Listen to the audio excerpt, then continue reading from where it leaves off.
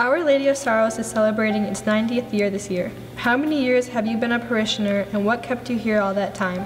In other words, what was it about OLS that fed your spirituality and this place as your home? So we've been here for 41 years. 41 years, and we the reason that we're here, we moved to the area, and our criteria was a parish that had a school, and then something that we could afford, and then we found both of them here at Sorrows and where we bought our home. In all those years, what has been the biggest change in the life of the parish? Well, when we felt that the parish was very dynamic at the time and it was the time that we joined, and it was easy to get involved. We saw a change as more people were leaving the Detroit area and coming this way, and spiritually, I can't say there was really a change. We've been very, very fortunate to have had some good leadership and good inspirational priests that have guided us. Throughout the years, yeah. It even getting better and better as we go on. Yeah. Where did you find Christ here, and where has he found you? I find Christ in the different committees and that we that we have been part of over the years. There's been people who have led those committees that have inspired us, or inspired myself. The priests that we've had. I'd say that the parish has actually changed over the years, changed with the times, and has actually grown. Well, I guess with the faith of the community and maybe of the whole Catholic Church. There's some things that were present early on. We've grown from that and into even more dynamic programs, I would think. How has Our Lady of Sorrows changed your life or affected the salvation of your soul? Well, that's still continuing. I hope that, yes, that through daily Mass and Bible programs and relationships with the people and the priest here. Our Lady of Sorrows is celebrating its 90th year this year. How many years have you been a parishioner, and what kept you here all this time?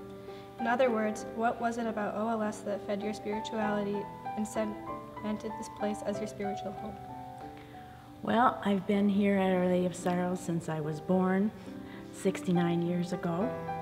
I was baptized in the little white church that used to be here, and I went to school here for 12 years, and got married here, did a lot of activities here all my life, got involved in different things like religious ed and Christian service, and just fundraising things that went on during the years, and the marriage prep classes for the engaged couples.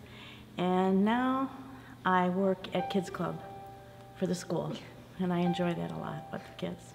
In all those years, in your mind, what has been the biggest change in your life of the parish? Well, there's just a lot of good people here, and there's a great energy at this parish, and people seem to have gotten involved a lot more that I've noticed through the years. So I think that says a lot for the parish and for the people that are here. Where do you find Christ here, and where has he found you? Christ is everywhere, in the people of the parish, the children at school, they're just everywhere, and you feel it. How has Our Lady of Sorrows changed your life or affected the salvation of your soul? I don't know if I can say too much without tearing up, but it's been a big part of my life growing up. Met a lot of good friends, good people, raised my kids here, baptized them all, and got married here, of course, so it's a big part of my life. It's my second home. Yeah, it's special to me. I promised myself I wasn't going to do that. It's okay. You make me want to cry. My kid said, "Don't cry, Mom." Here I am. Yeah. It's a special place. And we've just been fortunate over the years to have a lot of good pastors, good priests. We're very fortunate right now to have Father Mark, Father Mario, Father Paul. They're perfect, and we're lucky, very lucky. I feel very fortunate that I've been able to be here all my life. I've seen buildings come down and buildings go up. A lot of children came through here, friends that are still my friends to this day, and we still get together. So that says something That's amazing. about the parish. It does, since we all went away to college, and some of us have come back, but we still have the parish that we started out together. So it's special. I've been a parishioner here for 63 years. We moved to Farmington in 1951, and I, in fact, graduated. That was not with me. No, not with No, it's 50 years together. But Yeah. we moved to Farmington in 1951, and I graduated from the grade school in 1952. We moved out here because my dad's law practice moved out here. So I've lived here, except going away to college and so on. I've lived here ever since. And then we moved here in 1966. Well, yes. When we got married. Yes, I was talking about, okay, yes. And then we moved briefly to St. Gerald's when we bought a house. Yes, and we've And then when been our kids started 47 school here, years. we came back to Sorrows, and that's been many, many years ago. 47. Yeah. 47 we have been. We stayed, actually, with our 5 children. They've all gone to school here. They were baptized here. They made their first communion. They made their confirmation. And because we have been very active in different committees and whatever, I think we stay because of the people here. These are some of our greatest friends that we have met through our activities here, and also our children. Our children always say, although they live out of town, they would love to be back here. They loved being a part of Sorrows. In all those years, in your mind, what has been the biggest change in the life of the parish? We were wondering about that, and I'm trying to think of what change might be. I think a lot, the change that I notice is the activities that are available to youth and adolescents, and the senior activities that are available. It was, they've always had as long as I've been here, they've had a school. So a school always makes a parish, I think, much more active, because the parents who are willing to spend the money and sacrifice to send their children to the school here are the same people who want to really be involved in parish life. And so that's what I think has changed the most. And remarkably, a lot of it has stayed remarkably the same. I mean, this building has been here since 1960, but it looks as fresh and new today as when it was built. And we like, we've gotten to know so many of the priests here. In fact, Father Cronin, excuse me, although our children were not married here, they were married in other locales, he did go downtown to St. Peter and Paul and marry our oldest daughter. And that meant a great deal to her. And Monsignor Bean went to St. Aidan's, which was Lynn's parish, to marry us. He was the pastor here for many years, as many people know. And Bishop Amish. Bishop Amish, Bishop Quinn. Became a dear friend. Yeah. Where did you find Christ here? Where has he found you? I think it's in the people. It's in the community, in the various activities I've been involved in. It's being able to call people and say, can you help me? And it's always yes, always yes. So I think it's the friendships that we have, and people being willing to give of themselves. And the St. Vincent de Paul Society, which I was active in for a number of years. It's a very quiet group of people who does an awful lot of good work without anybody knowing about it, without anybody talking about it. Nobody knows the people that St. Vincent de Paul helps, but And it makes no difference who they are. If they live in our parish boundaries, it doesn't matter whether they belong to our parish or not. So it's sort of the golden rule, as Pope Francis would say, do unto others, and that's what this parish does. Our Lady of Sorrows is celebrating its 90th year this year. How many years have you been a parishioner, and what kept you here all this time?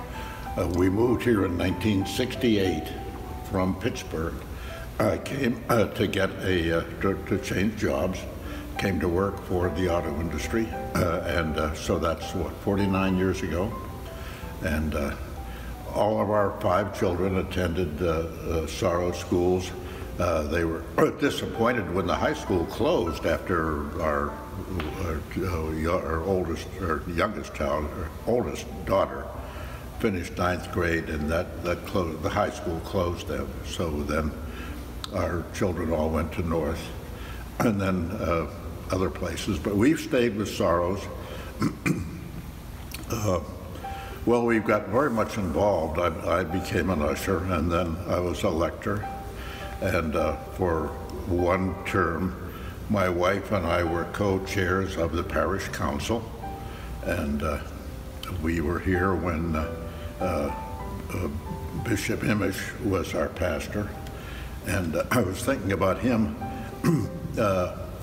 when he was our pastor as a Monsignor. He'd been a secretary to the Archbishop. And so when he was assigned here, he was already a Monsignor. Then he became a bishop.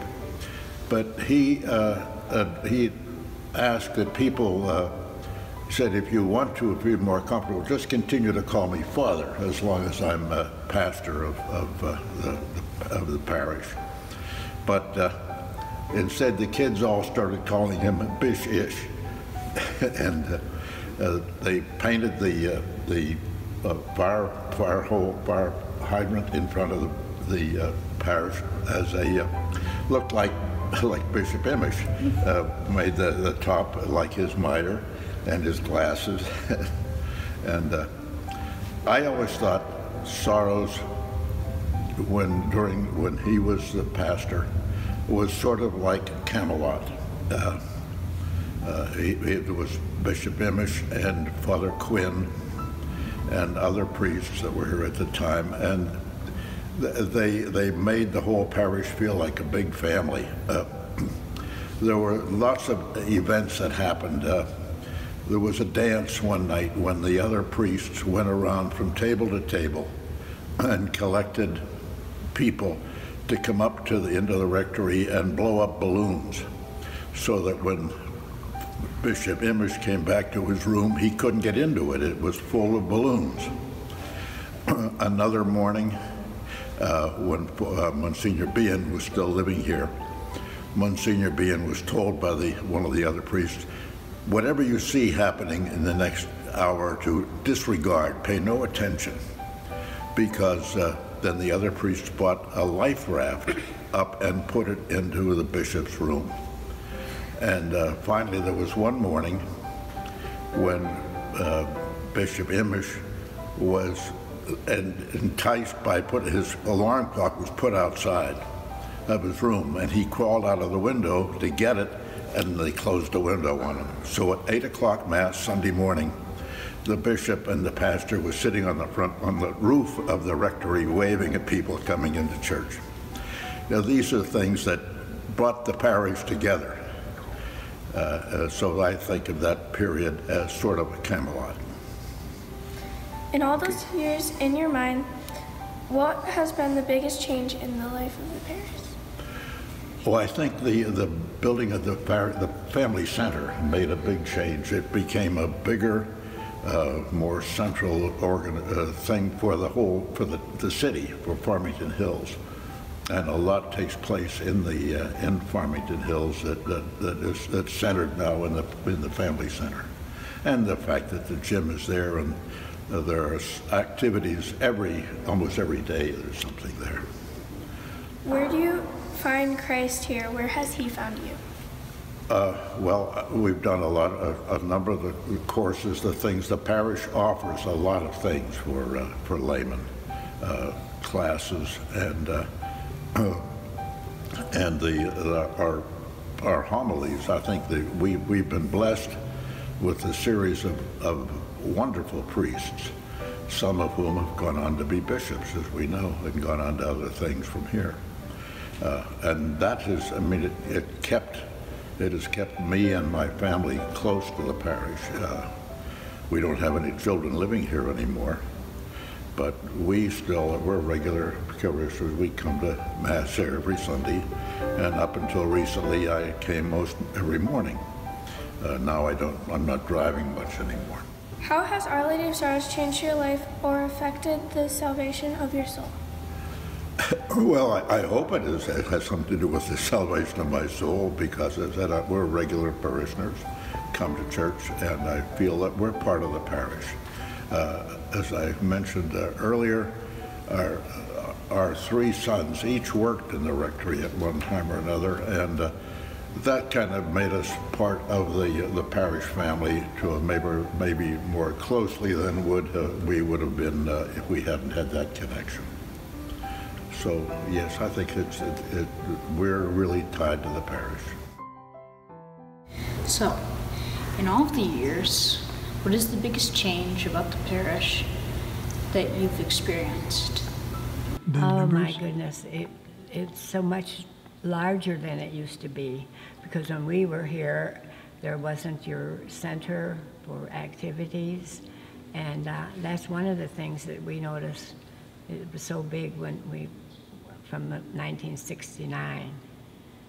More families brought their children here to become students, and so it's become a very accepted school throughout the whole community.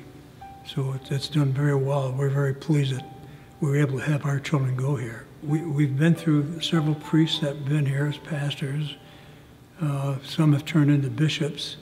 So we've had a good foundation of priests that have run the parish. And each one has brought their own specialty into the church.